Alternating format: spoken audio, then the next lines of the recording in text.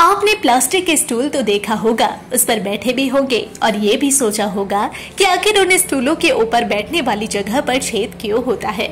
बहुत बार लोग मजाक में ये कह देते हैं कि इस छेद के जरिए इस पर बैठे लोग गैस पास कर सकते हैं। कई लोग तो ये भी दावा करते हैं कि इस छेद से गैस पास कर सकते हैं। इसी वजह से चिकित्सकीय क्षेत्र में मल को भी स्टूल कहते हैं और इस प्लास्टिक के मेज को भी स्टूल कहते हैं। पर ये सारी बातें हंसी मजाक के लिए सुनने में ही ठीक है, मगर वास्तविकता से इनका कोई लेना देना नहीं है। असल में ये प्लास्टिक के छेद स्टूलों में जरूरी कारण से बनाए जाते हैं।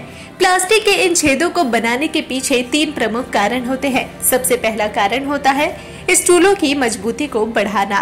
स्टूल के ऊपर गोल आकार के छेद बनाए जाते हैं, स्क्वायर, त्रिकोण या किसी और शेप के नहीं। इसका कारण ये होता है कि जब व्यक्ति इस स्टूल पर बैठता है तो उसका भार इस छेद पर पड़ता है और वो उसके वजन को स्टूल के चारों पैरों पर बराबरी से बांटता है और बैठने वाला हिस्सा टूटता नहीं। अगर ये हिस्सा किसी और शेप का होता तो उनके कोनों यानी एंगल पर जोर पड़ता और वहीं से स्टूल टूटना शुरू हो जाता। ये छेद इन्हें टूटने से बचवाते हैं। दूसरा कारण है वैक्यूम बनने से बचवाना। आपने अक्सर एक के बाद एक रखी कुर्सियों में से एक कुर्सी अपने लिए बाहर निकाली होगी। ऐसा करने में आपको काफी मुश्किल हुई होगी। कुर्सियां आसानी से बाहर नहीं आती, ऐसा लगता है कि वो एक दूसरे से चिपक गई है। इसकी वजह यही वैक्यूम है।